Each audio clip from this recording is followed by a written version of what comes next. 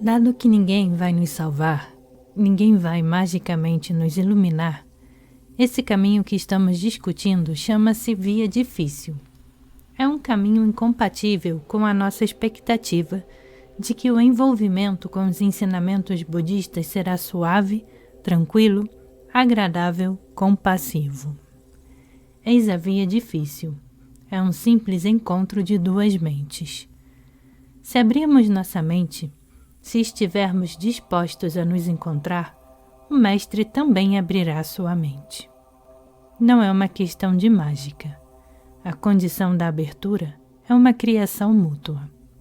De modo geral, quando falamos em liberdade, liberação ou compreensão espiritual, acreditamos que para alcançar essas coisas, não precisamos fazer absolutamente nada, pois alguém cuidará de nós. Você está bem, não se preocupe, não chore, tudo correrá muito bem, cuidarei de você. Inclinamo-nos a pensar que tudo o que temos a fazer é entrar para a organização, pagar a taxa de admissão, assinar o livro de registro e, em seguida, obedecer às instruções que nos forem dadas. Estou convencido de que sua organização é válida, de que responde a todas as minhas perguntas. Vocês podem me programar como quiserem. Se quiserem me colocar em situações difíceis, façam-no. Deixo tudo por sua conta. Essa atitude proporciona o conforto de não precisar fazer nada se não cumprir ordens. Fica tudo a cargo de outra pessoa, que encarrega-se de nos instruir e atenuar nossas deficiências. No entanto, para nossa surpresa, as coisas não funcionam dessa maneira. A ideia de que não temos nada a fazer por nós mesmos é um super faz de conta. O desbravamento das dificuldades do caminho exige um tremendo esforço, até nos engajarmos efetivamente, de forma ideal e adequada, às situações da vida. Por conseguinte, o essencial na via difícil parece ser a necessidade de um esforço individual, que terá de ser feito pelo discípulo, para ele reconhecer a si mesmo, para passar pelo processo de desmascaramento. Precisamos estar dispostos a ficar sozinhos, o que não é fácil. Isso não quer dizer que o caminho difícil vise sermos heróicos. A atitude de heroísmo baseia-se na presunção de que somos maus, impuros, de que não somos dignos, de que não estamos preparados para a compreensão espiritual. Precisamos nos reformar, ser diferentes do que somos. Se pertencemos à classe média americana, por exemplo, precisamos desistir dos nossos empregos ou abandonar a faculdade, sair de nossas casas suburbanas, deixar crescer o cabelo, talvez experimentar drogas. Se somos hippies, precisamos largar as drogas, cortar o cabelo, jogar fora os nossos jeans rasgados. Julgamo-nos especiais, heróicos, conseguindo negar a tentação. Nós nos tornamos vegetarianos e mais isto, e mais aquilo. Há muitas coisas nas quais podemos nos converter. Achamos que nosso caminho é espiritual porque segue literalmente na contramão do que éramos. Mas isso é apenas o caminho do falso heroísmo. Quem está sendo heróico é unicamente o ego. Podemos levar esse gênero de falso heroísmo a grandes extremos, colocando-nos em situações completamente austeiras. Se os ensinamentos que nos comprometemos a seguir recomendam que fiquemos de cabeça para baixo durante 24 horas por dia, assim ficaremos. Purificamo-nos praticamente à austeridade e nos sentimos extremamente limpos, reformados, virtuosos. Talvez não pareça haver nada de errado com isso nesse momento. Podemos tentar imitar certos caminhos espirituais, como o do índio americano ou do hindu, ou do zen budista japonês. Podemos abandonar nossos ternos, colarinhos e gravatas, nossos cintos, calças e sapatos, na tentativa de seguir os seus exemplos. Ou podemos decidir rumar para o norte da Índia, a fim de nos juntarmos aos tibetanos. Podemos usar roupas tibetanas e adotar costumes tibetanos. Isso nos parecerá ser a via difícil, porque sempre haverá obstáculos e tentações para nos distrairmos do nosso caminho. Sentados em um ashram hindu, não comemos chocolate durante 6 ou 7 meses e sonhamos com chocolate ou com as outras guloseimas que apreciamos. Talvez sintamos saudades das festas de Natal ou das comemorações do Ano Novo. Mas ainda assim, cremos haver encontrado o caminho da disciplina. Lutamos contra os obstáculos desse caminho e tornamo-nos competentes, mestres em alguma espécie de disciplina. Esperamos que a magia e a sabedoria do nosso treinamento e da nossa prática nos conduzam ao estado mental correto. Às vezes, chegamos a pensar que alcançamos a meta. Talvez fiquemos completamente inebriados ou absortos por um período de 6 ou 7 meses. Mais tarde, nosso êxtase desaparece. E assim caminham as coisas, sempre na mesma direção. Como haveremos de lidar com essa situação? Podemos ser capazes de permanecer inebriados e em êxtase por um longo espaço de tempo, mas depois precisamos voltar, ou descer de onde estivermos, ou retornar ao normal. Não estou dizendo que as tradições estrangeiras ou disciplinares não se aplicam ao caminho espiritual. Estou dizendo que temos a ideia de que deve haver alguma espécie de remédio ou poção mágica que nos ajude a atingir o estado correto da mente. Isso parece uma abordagem às avessas do problema. Esperamos que, manipulando a matéria, o mundo físico, possamos alcançar sabedoria e compreensão. Podemos até esperar que cientistas especializados o façam por nós. Eles nos internariam em um hospital, nos administrariam as drogas corretas e nos elevariam a um estado elevado de consciência. Infelizmente, acredito que isso é impossível, que não podemos fugir do que somos, disso que carregamos conosco durante todo o tempo. Assim, voltamos para o ponto de que, se quisermos abrir-nos completamente, é necessário uma espécie de dádiva verdadeira ou sacrifício. Essa dádiva pode assumir qualquer forma, mas para ser significativa, deverá implicar desistir-nos da esperança de obtermos alguma coisa em troca. Não importa o número de títulos que possuímos, nem quantos trajes exóticos usamos até se esfarraparem, nem o número de filosofias, compromissos e cerimônias sacramentais dos quais participamos. Precisamos renunciar à ambição de conseguir alguma coisa em troca da dádiva.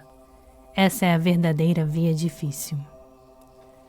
Podemos ter passado dias maravilhosos passeando pelo Japão. Podemos ter apreciado a cultura japonesa, os formosos templos zen, as magníficas obras de arte.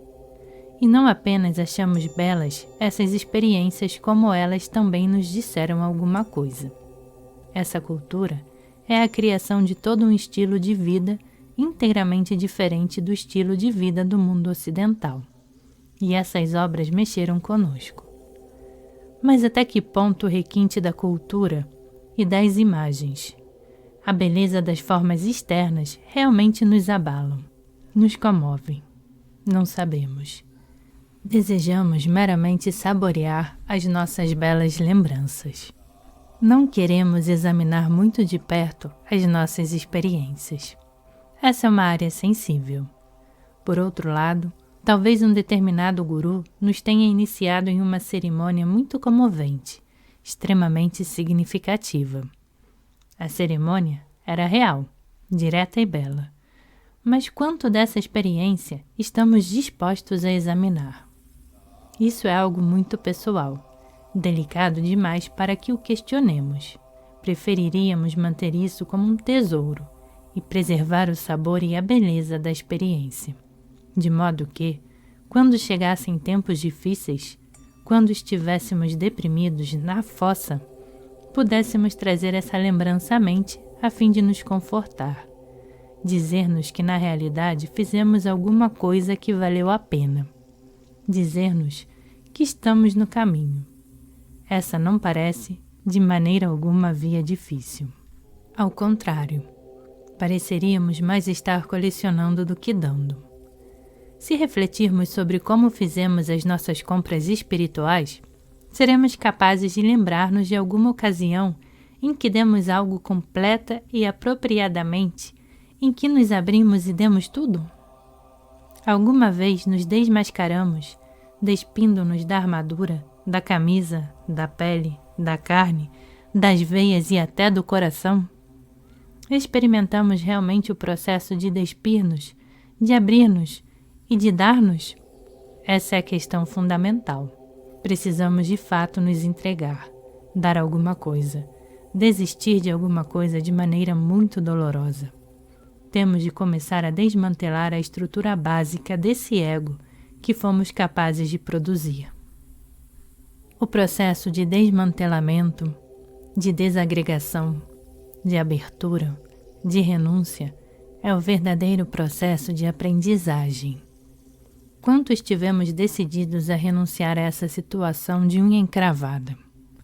O mais provável é que não tenhamos conseguido renunciar a coisa alguma. Limitamo-nos a juntar, construir, adicionar camada sobre camada, de modo que a perspectiva da via difícil é muito ameaçadora. O problema é que tendemos a procurar uma resposta fácil e sem dor, mas esse tipo de solução não se aplica ao caminho espiritual, que muitos de nós não deveriam nem sequer ter iniciado. Uma vez que enveredamos pelo caminho espiritual, ele é por demais doloroso e padecemos as consequências. Comprometemo-nos com a dor de nos expor, de tirar a roupa, a pele, os nervos, o coração, os miolos, até ficarmos expostos ao universo. Nada restará. Será terrível, insuportável, mas é assim mesmo. De algum modo, surpreendemo-nos em companhia de um estranho médico. Ele vai nos operar, mas não usará anestesia, porque deseja realmente se comunicar com a nossa doença. Não permitirá que usemos nossa fachada de espiritualidade, sofisticação psicológica, falsa doença psicológica ou qualquer outro disfarce. Desejamos nunca o ter conhecido. Gostaríamos de saber nos anestesiar, mas agora estamos fadados a isso. Não há saída. Não por ele ser muito poderoso. Poderíamos dizer-lhe adeus em 1 segundo e partir, mas já nos expusemos demais a esse médico, e se tivermos que fazer tudo isso outra vez, será muito doloroso. Não desejamos precisar repeti-lo, de modo que, agora, teremos de ir até o fim. Estar com esse médico é extremamente incômodo para nós, porque estamos sempre tentando enganá-lo, mesmo sabendo que ele vê as intenções por detrás das nossas artimanhas. A operação é a sua única maneira de comunicar-se conosco, de modo que precisamos aceitá-la. Precisamos nos abrir para a via difícil, para a operação. Quanto mais perguntamos, o que você vai fazer comigo? Mais perturbados ficamos, porque sabemos o que somos.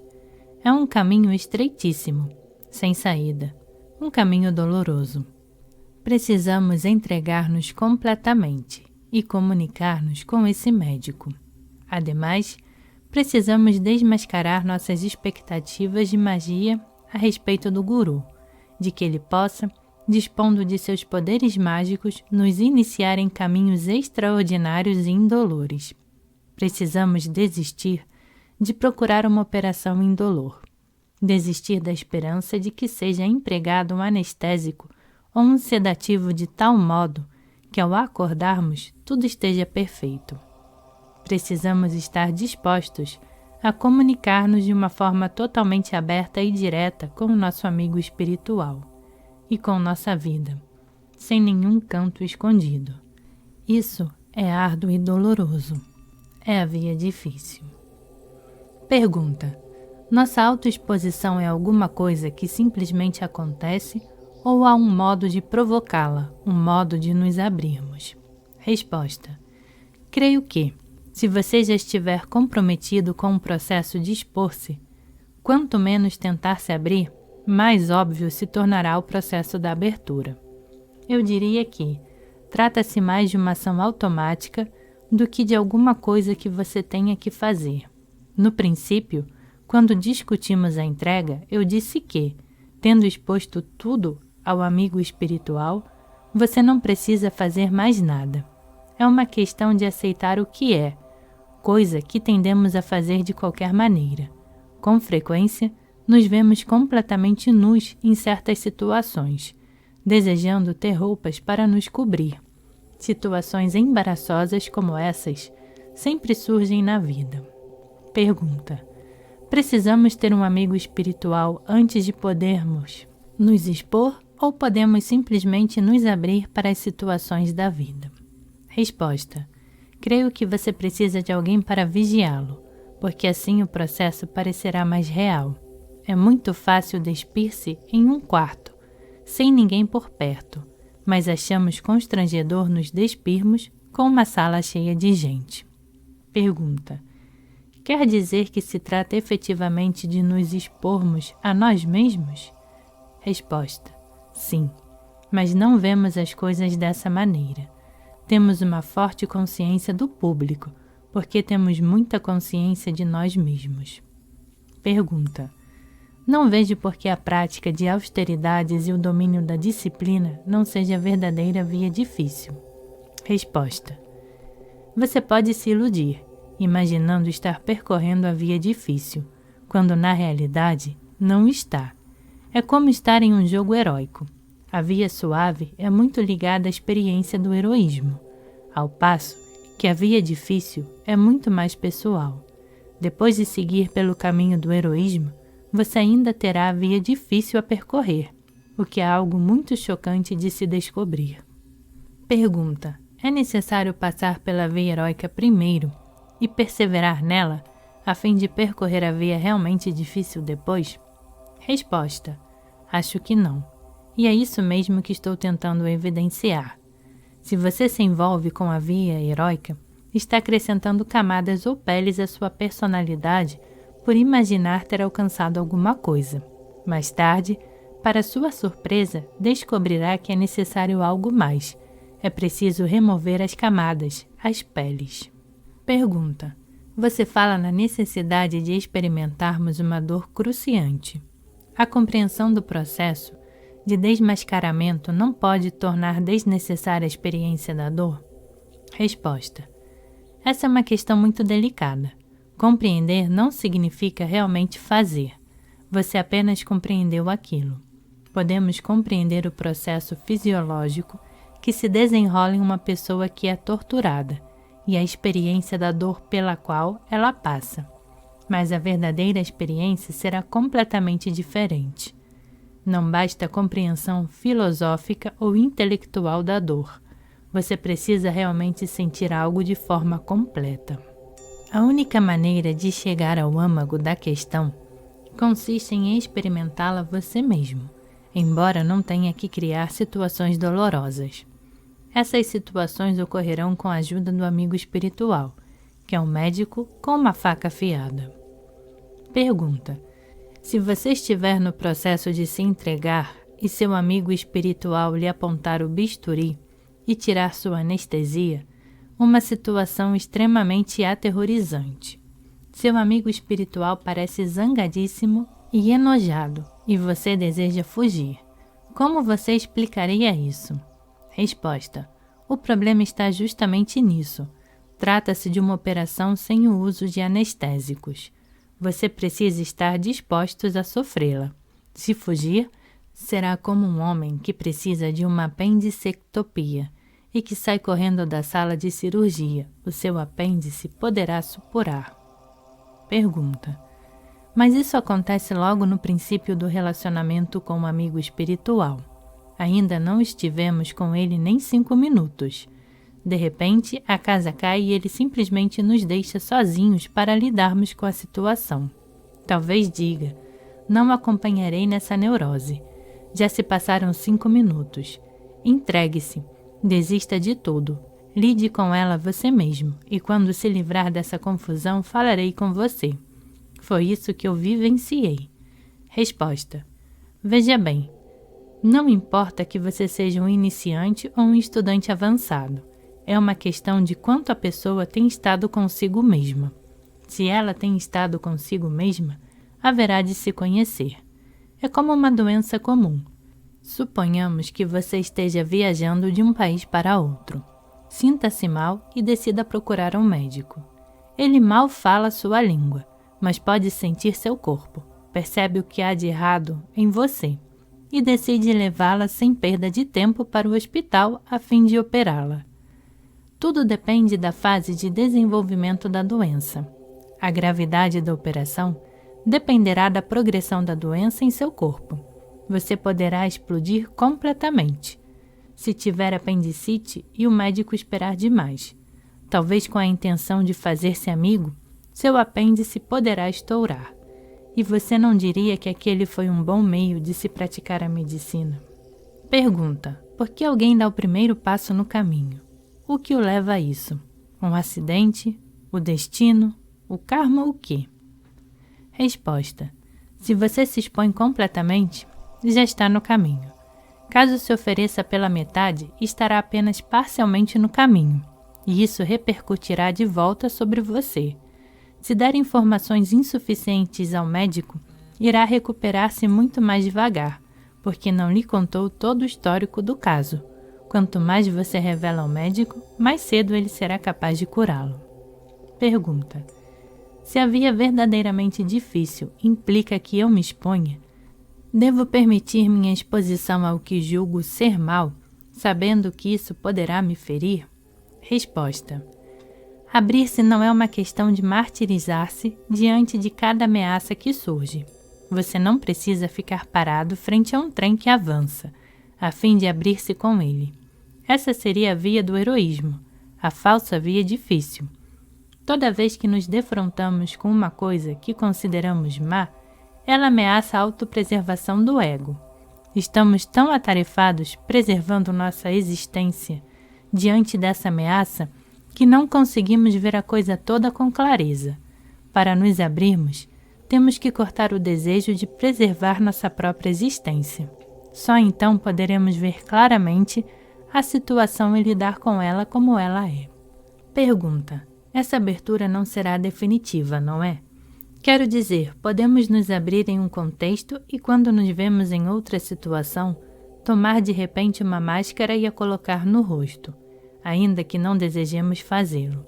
Pelo visto, conseguir a abertura completa é difícil. Resposta: o essencial é que a luta não tem importância alguma para a abertura, uma vez que tenhamos dado um passo no caminho. O abandono da própria luta resolve todo o problema. Neste caso, já não se trata de querer ou não querer envolver-se em situações da vida. Dissolve-se o instinto simiesco do ego, porque ele se baseia mais em informações de segunda mão do que na experiência direta. A luta é o ego. Uma vez que você abre mão da luta, não há mais ninguém para vencê-la. Ela simplesmente desaparece. Como você pode ver, não se trata de conseguir vitória sobre a luta. Pergunta: quando nos sentimos irados, devemos simplesmente expressar a ira para nos abrir? Resposta: quando se fala em abertura e entrega relacionadas, por exemplo, à ira, isso não significa que devemos sair de casa e imediatamente agredir alguém. Isso parece ser antes um meio de alimentar o ego do que dispor convenientemente a ira, de entregar sua verdadeira qualidade viva. O mesmo se aplica à autoexposição em geral.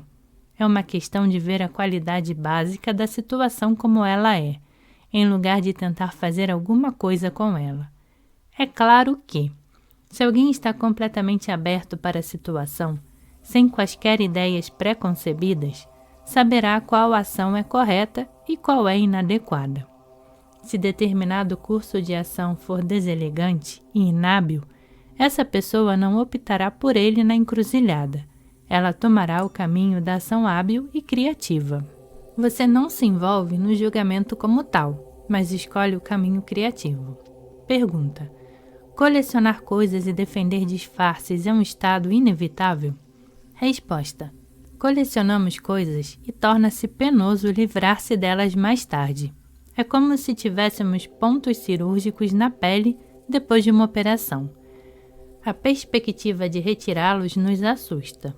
Ficamos apreensivos. Já nos acostumamos com aquele corpo estranho em nosso organismo. Pergunta: você acredita que é possível começarmos a ver o que é, a ver a si mesmo, como se é, sem um mestre? Resposta: não acredito ser possível de maneira alguma. Você precisa ter um amigo espiritual para que possa entregar-se e abrir-se completamente. Pergunta: é absolutamente necessário que o amigo espiritual seja um ser humano vivo? Resposta: é. Qualquer outro ser com quem você pudesse pensar estar se comunicando seria imaginário. Pergunta: os pensamentos de Cristo, por si mesmos, poderiam ser um amigo espiritual? Resposta: eu não diria isso. Essa é uma situação imaginária. O mesmo se dá com quaisquer ensinamentos e não especificamente com os ensinamentos de Cristo. O problema reside em que nós mesmos podemos interpretá-los. Nisso está o ponto essencial. Ensinamentos escritos estão sempre sujeitos à interpretação do ego. Pergunta: quando você fala em nos abrirmos e nos expormos, isso me lembra certas escolas de psicoterapia. Qual é, no seu entender, a função de o que as pessoas fazem em psicoterapia? Resposta: na maior parte dos tipos de psicoterapia, o problema é que, se você considera o processo como terapêutico, na realidade você não quer dizer realmente isso, mas aquela é a coisa terapêutica a ser feita. Em outras palavras, sua terapia é um passatempo, um hobby. Além disso, você vê a situação terapêutica sendo definida pelo histórico do seu caso, porque qualquer coisa desandou no relacionamento entre você e seus pais. Você tem uma tendência mórbida a... Assim que você começa a lidar com todo o histórico do caso de uma pessoa, tentando torná-lo relevante no presente, a pessoa começa a sentir que não há escapatória, que sua situação não tem remédio, porque não pode desfazer o que se fez no passado. Sente-se presa a uma armadilha por seu passado, sem nenhuma possibilidade de fuga. Esse gênero de tratamento é extremamente inábil. É destrutivo, porque impossibilita o envolvimento com o aspecto criativo do que está acontecendo agora, do que está aqui neste momento.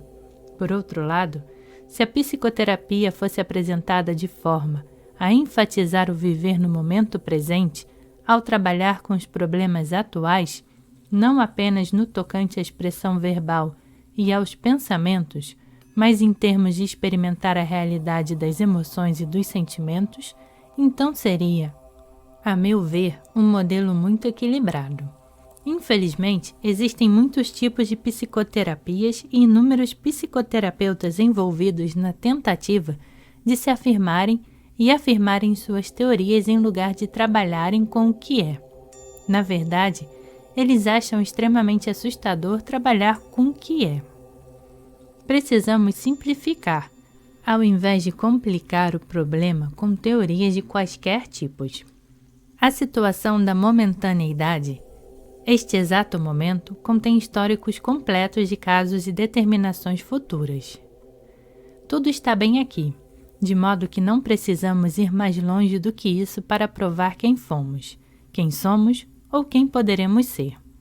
Tão pronto tentamos desenredar o passado, vemo-nos envolvidos no presente com a ambição e a luta, incapazes de aceitar o atual momento como ele é. É uma grande covardia. Além disso, encarar nosso terapeuta ou guru como nosso salvador não é saudável. Precisamos trabalhar nós mesmos. Na realidade, não há outra alternativa. O amigo espiritual pode acentuar a nossa dor em certas circunstâncias. Isso faz parte do relacionamento entre médico e paciente. A ideia é não considerar o caminho espiritual como algo muito luxuoso e prazeroso. mas vê-lo como uma forma de simplesmente encarar os fatos da vida.